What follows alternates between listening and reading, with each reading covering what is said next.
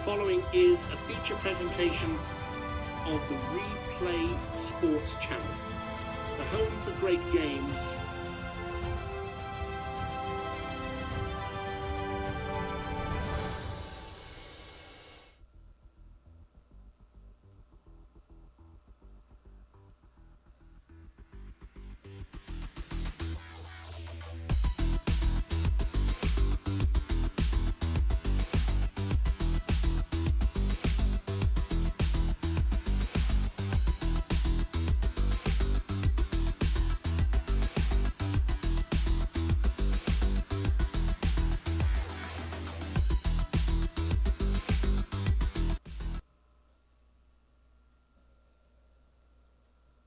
Imagine just stepping onto a freezing field, right? Knowing the only thing standing between you and the ultimate prize in professional football is a 240-pound running back with a full head of steam. Oh, man. That is literally a nightmare scenario. Right. Now imagine you look around and you realize your two best tacklers, like the exact guys you rely on to stop that specific nightmare, are just sitting over in the medical tent in street clothes.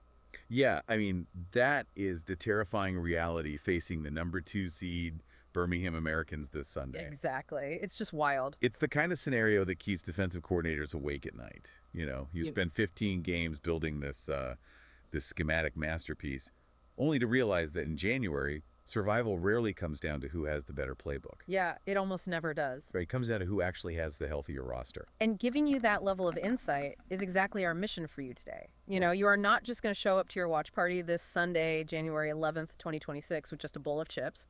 No, absolutely not. You need to be the smartest person in the room. For sure. You are going to arrive armed with the underlying mechanics of these matchups. We are pulling from this massive stack of source data today, like game film, historical franchise trends, gritty injury reports, structural team statistics, and even the very uniform specs they will be wearing. Which I love, by the way. Yeah, it's so cool. We're using all of this to preview the WFL Conference Championships because the stakes here, I mean, it's a ticket to Pantheon Bowl XXIV going down in just 2 weeks at Cobalt Arena in St. Louis. The margin for error this weekend is microscopic. I mean, the teams playing this Sunday are separated by just the thinnest of statistical margins. Okay, let's unpack this a bit. We have two really distinct conference title bouts to get through. Two very different vibes, for sure. Definitely. So the early game gives us the National Conference matchup. We've got the number 6 seed, the Denver Gold, sitting at 10-6, traveling into Vanguard Field to face the number 2 seed, the Birmingham Americans, who are 10-5. Then, for the late game, we pivot to the American Conference. That's the number 2 New Jersey Hitmen at 12-3, heading into the freezing cold of Sky Global Stadium against the number 1 Chicago Fire, who are also 12-3. Let's start with that early game because it's fascinating. Yeah, the number 6 seed Denver playing the number 2 seed Birmingham is a total statistical anomaly. Like in WFL history, the 2 seed leads this specific matchup 2-0. Yeah, we haven't even seen a 6 seed make it this far since, 2020? Exactly, 2020 when San Antonio shocked Washington. Right. And, when a 6 seed survives this deep into January, you basically have to throw the regular season seeding out the window. Really? Why is that? Because, by definition, they have had to survive absolute gauntlets on the road just to get here. I mean, they are battle-tested in hostile environments. In a way, a team coming off a bye week simply isn't. That makes a lot of sense. And visually, this game is just going to pop off your screen. The source data on the uniform specs paints this fantastic contrast. Oh, the aesthetics of this game are great. Right. Denver will be marching into Vanguard Field, wearing these striking black helmets with a brilliant gold starburst on the side, paired with solid gold pants. Classic. Yeah. And they are going to clash visually against Birmingham's pristine, classic look, White helmets featuring an iconic red and blue A logo layered over deep blue jerseys. It's an aesthetic that perfectly mirrors the narrative of the game, honestly. How so? Well, you have Denver's chaotic, unpredictable energy going right up against Birmingham's classic, methodical structure. Oh, I like that. And, Denver's run has been nothing short of chaotic. Just look at their stunning 30-24 upset over the San Diego Fleet last week at Victory Park. That game was insane. It really was. Denver literally spotted the Fleet a 7-0 lead right out of the gate. Just 56 seconds into the game, Geno Smith threw a 50-yard pick six to Marlon Humphrey. Which is usually a death sentence. In a road playoff game, a first-minute pick six is a fatal blow, like 99% of the time. Right, the crowd goes crazy. Exactly. The crowd noise becomes deafening, the offensive line starts false starting, and the quarterback's mechanics often just break down completely as they try to force throws to make up the deficit. But Geno Smith just recalibrated. It was wild. He finished the game with 213 passing yards and 55 crucial rushing yards. He was incredibly poised. Yeah, he was. But the real mechanism behind Denver's comeback was tight end Brock Bowers. I mean, he was the game's MVP. Oh, without a doubt. He saw 17 targets and caught 14 of them for 155 yards and 2 touchdowns. But I want to get past just reading his box score here. So let's dig into it. Like, how is a single player catching 14 passes in a modern playoff game without the defense just double-teaming him out of existence? Well, what's fascinating here is how Denver's offensive coordinator weaponized Bowers' alignment. You know, the tight end position has evolved so much. Right, they aren't just blockers anymore. Exactly. Bowers wasn't just lining up attached to the offensive line. Denver was motioning him into the slot and even out wide. And this forces the defense into a terrible bind. Because it creates mismatches. Precisely. If San Diego put a linebacker on him, Bowers was simply too fast, and he'd just break away on crossing routes. But if they subbed in a defensive back to match his speed, Bowers is too big and strong. So he just overpowers them. Yeah, he just boxed them out at the catch point. Catching 14 out of 17 targets means he was serving as the ultimate cheat code on third down. I mean, he accounted for 10 first downs entirely on his own. That is just ridiculous production. Add in Chase McLaughlin nailing 3 massive field goals, including this really clutch 33-yarder early on to stabilize the team after that pick six, and Denver managed to control the ball for 36 minutes. It was a masterclass in game management. It was. I look at Denver, and their strategy reminds me of a student who crammed all night and somehow aced the final exam, you know? Oh, that's a perfect analogy. Right. Like, they aren't supposed to be here. They technically shouldn't have passed, but they are playing with house money. They have zero pressure, which makes their play calling entirely fearless. Now, contrast that fearless unpredictability with Birmingham's game last week. Total opposite end of the spectrum. Completely. Yeah. While Denver was fighting for its life in a shootout, Birmingham was busy methodically disassembling the Arizona Rattlers 30-14. They didn't just beat Arizona, they completely suffocated them. Yeah, they held Aaron Rodgers and that entire Arizona offense to just 12 rushing attempts the whole game. Like, how does a defense dictate terms that severely? By entirely starving them of the football. Birmingham possessed the ball for nearly 38 minutes. Wow, 38 minutes. Yes. And they did it on the back of MVP Chuba Hubbard, who ground out 140 yards and 2 touchdowns. He was a machine out there. He really was. And the engine keeping it all moving was rookie quarterback Bo Nix. I mean, he completed 23 of 35 passes for 251 yards, a passing touchdown, and a rushing touchdown. Those are incredibly solid numbers for a rookie in the playoffs. But the stats don't even tell the whole story. Nix wasn't making rookie mistakes at all. He was identifying the blitz before the snap, altering his protection, and just taking the short, high-percentage throws that kept the clock running. While Aaron Rodgers was just freezing on the sideline. Exactly, just watching the game slip away. Which brings us to the history between these two teams, because they actually met back in Week 1 at Vanguard Field, and Birmingham absolutely dominated that game, winning 27-12. They really did. Birmingham's defense held Denver's premier weapon running back Derrick Henry to just 54 yards on 15 carries. That's practically a standstill for a guy like Henry. Right. So I have to push back a bit and ask you, if Birmingham laid out the blueprint for stopping Derrick Henry back in September, why shouldn't you or I expect them to just pull out that exact same blueprint this Sunday? Well, yeah, but if we connect this to the bigger picture, you have to realize that the team Birmingham fielded in Week 1 basically no longer exists. Wait, what do you mean? The most vital document for this matchup isn't the Week 1 tape, it is this week's injury report. Oh, right, the injuries. Birmingham is entering this championship game with a devastated defensive core. I mean, they are missing both of their starting middle linebackers, Terrell Bernard and C.J. Mosley, along with starting safety Reed Blankenship. Wait, if Bernard and Mosley are out, that means the absolute center of their run-stopping unit is just gone. Exactly. It is completely hollowed out. And they are facing Derrick Henry, who just won the rushing title with 1,520 yards and 14 touchdowns. Plus, Denver boasts the #1 rushing offense in the entire league, averaging over 150 yards a game. Yeah, that feels like a catastrophic math problem for Birmingham. It really does. How do they solve that? Well, it is a physics problem, really. A middle linebacker's primary job against a 240-pound running back like Henry isn't just tackling, it is gap diagnosis. Okay, break that down for me. Sure. So when the ball is snapped, a starting linebacker like Mosley processes the offensive line's movement in about half a second. He steps into the running lane before Henry can even build momentum. But a backup doesn't have that instinct. Right. A backup linebacker often hesitates for just a fraction of a second. And a fraction of a second is all Derrick Henry needs to reach full velocity. Precisely.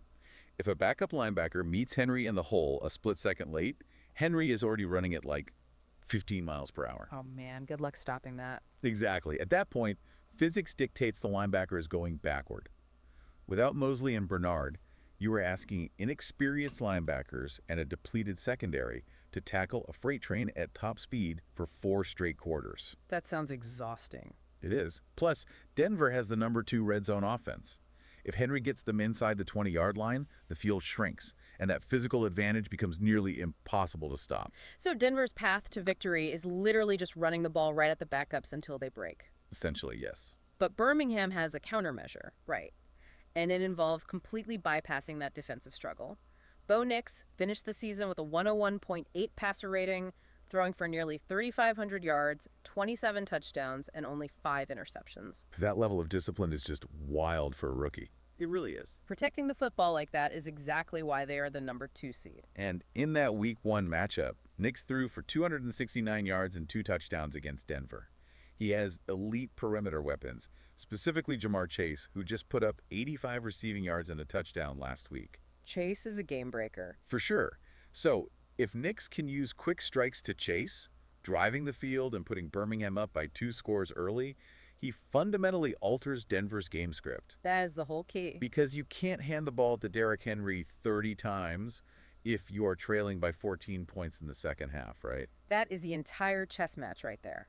Birmingham's offense has to operate with such lethal efficiency that they force Denver to abandon the run entirely. Force them into a passing game. Yes. If Denver has to drop Geno Smith back to pass 45 times just to catch up, Derrick Henry is neutralized, and suddenly Birmingham's backup linebackers aren't a liability anymore. Wow. Okay, so if Birmingham is a case study in how defensive injuries can dictate a game plan, our late matchup in the American Conference is a masterclass in how a healthy, expertly coached defense can completely choke out an opponent. This late game is going to be incredibly physical. But here's where it gets really interesting. We have the #2 New Jersey Hitmen traveling to play the #1 Chicago Fire. And the subplot surrounding this game is just fantastic. The homecoming narrative. Exactly. New Jersey head coach Aaron Glenn is returning to Chicago. Glenn played 8 seasons as a cornerback for the Fire. I mean, he is a franchise legend there. He really is. What was it, 24 interceptions? Yeah, 24 interceptions and 7 defensive touchdowns. He basically helped define Chicago's defensive culture, and now he's walking back into Sky Global Stadium trying to end their season. The emotional weight of that homecoming is significant. You have a defensive savant returning to his old stadium, bringing a defense molded entirely in his aggressive, opportunistic image. It's like a movie script. It really is. Yeah. And on top of that narrative, there is an immense historical burden attached to this seeding. Because #1 seeds usually dominate this round, right? They absolutely do. In WFL history, the #1 seed owns the #2 seed with a 15-7 record. Oh, wow, that's decisive. Yeah, and the 1 seed has won 3 of the last 4 meetings in the conference championships. Furthermore, Chicago leads the all-time series against this specific franchise 9-7. And speaking of this franchise, there is a wild detail in our source data that fundamentally explains why this New Jersey team is built the way it is today. The relocation. Yes. Just 2 years ago, during Week 11 of the 2024 season, the New Jersey Hitmen didn't even exist. They were the Toronto Hitmen. Right, they were playing up in Canada. Yeah, they played in a dome up in Canada. And, the environment a team plays in heavily dictates their entire roster construction. Exactly. Back in 2024, as a dome team, Toronto relied on a smaller, scrambling quarterback in Kyler Murray. They were built for speed on artificial turf. Which is great until you have to play outside in November. Right. And when they played Chicago late that year, they got absolutely destroyed 30-7. Baker Mayfield threw for 348 yards against them. Kyler Murray struggled immensely. It was a mismatch of styles. But then the franchise relocated. They rebranded as the New Jersey Hitmen, and suddenly they were playing outdoors in the freezing northeast winds. They realized a finesse dome-style roster wouldn't survive out there. Right, so they completely transformed their identity. They brought in Justin Herbert, a quarterback with the sheer arm strength to just cut through the winter wind, and Aaron Glenn built a bruising physical defense. It is one of the most successful cultural reboots in recent sports history, honestly. It really is. I mean, they evolved from a track team into a heavyweight fighter specifically built for January weather. And the visual of this game will highlight that shift perfectly. Picture Sky Global Stadium this Sunday. The temperatures will be well below freezing. It is going to be brutally cold. Yeah.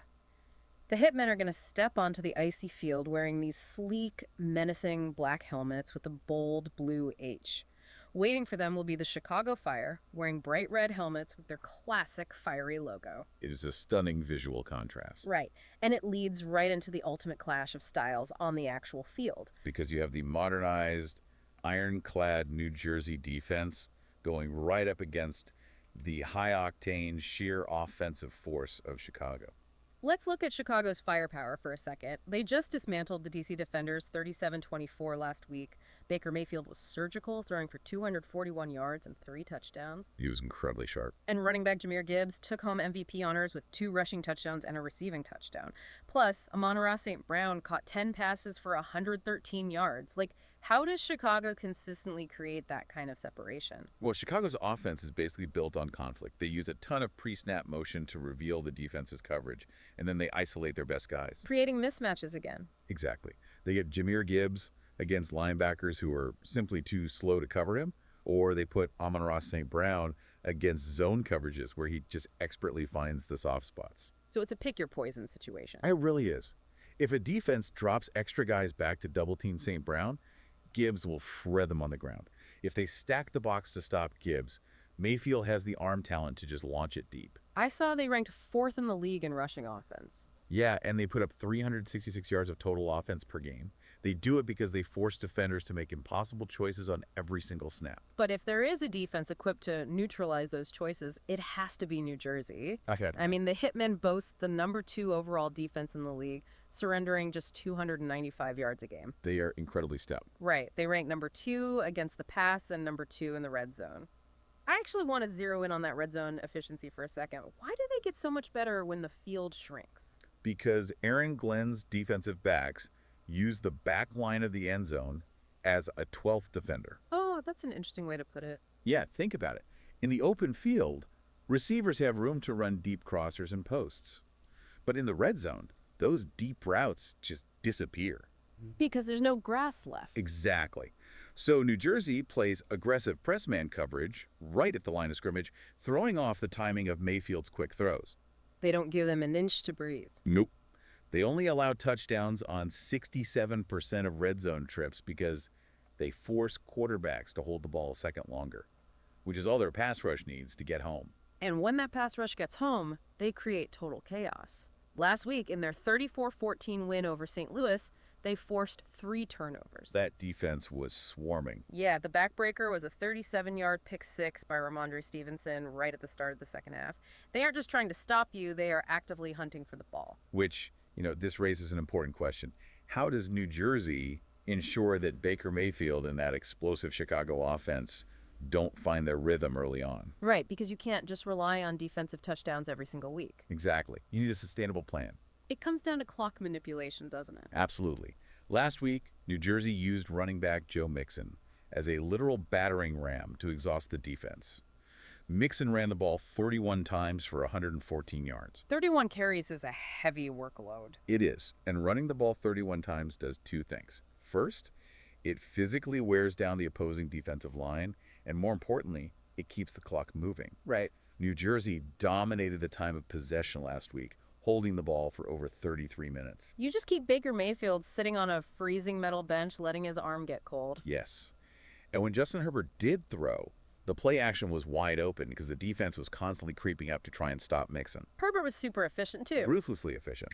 He logged a 100.2 passer rating and threw 2 key touchdowns to Rashad Bateman.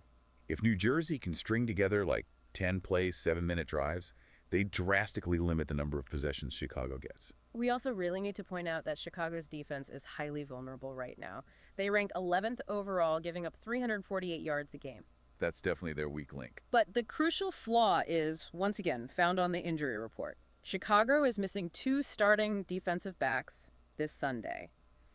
Cornerback Kenny Moore II and safety Damar Hamlin. Which is awful timing against Herbert. Yeah, Justin Herbert threw for nearly 3,300 yards this season. He has incredible vision and unbelievable arm strength. He is going to know exactly where those backup safeties are lined up before every single snap. Oh, he will test their discipline instantly. The Hitmen strategy will likely involve heavy doses of Joe Mixon early, just to draw those backup safeties closer to the line of scrimmage. And then? And then Herbert takes deep play action shots right over the top. If a backup safety bites on a fake handoff for even half a second, Herbert has the arm to drop the ball in the bucket 50 yards downfield. So, what does this all mean? When you look at the American Conference game, the entire narrative rests on whether Chicago's top-tier, motion-heavy offense can crack the code of Aaron Glenn's elite, opportunistic defense. The strength on strength. Right. Can the master returning home outsmart the machine he used to play for? And conversely, can Chicago's defense hold up against Justin Herbert's arm without 2 of their most vital secondary players? It is going to be an intense physical chess match where every single possession is magnified by those freezing conditions. To summarize what you need to know before kickoff this Sunday, we basically have 2 distinctly thrilling narratives. In the early game, the number 6 seed Denver Gold are riding this unpredictable Cinderella wave, attempting to physically run Derrick Henry right through a Birmingham defense that is led by a brilliant rookie quarterback but is severely compromised by injuries to their core run-stopping linebackers. Yeah. Then, in the late game, defensive mastermind Aaron Glenn returns to his old stadium, bringing a totally reinvented cold-weather New Jersey franchise in to try and physically extinguish the league's most potent, high-flying offense in the Chicago Fire. 2 incredible games, really, and both are going to be defined by how well teams can adapt to the limitations forced upon them. Exactly. But before we let you go, I want to leave you with one final thought to ponder something you can discuss with everyone at your watch party that goes a bit beyond the basic stats. Let's hear it. We've talked a lot about the yardage, the schemes, and the historical records today. But given the sheer volume of catastrophic defensive injuries currently plaguing both Birmingham and Chicago after a grueling 15-game season, could it be that this year's Pantheon Bowl champion won't actually be the most talented team? Oh, wow. Right. Could the ultimate prize simply go to the offense that happens to face the most physically depleted defense? Attrition is the silent opponent every single team plays in January. Surviving the bracket might just mean surviving the injury report. A literal war of attrition, right down to the final whistle. Have an amazing Sunday watch party, everyone. You are now fully prepped, fully informed, and ready to see the game beneath the game during the WFL Conference Championships. Enjoy the games, everyone. Thanks for joining us on this deep dive into the mechanics, the history, and the matchups. We will see you next time.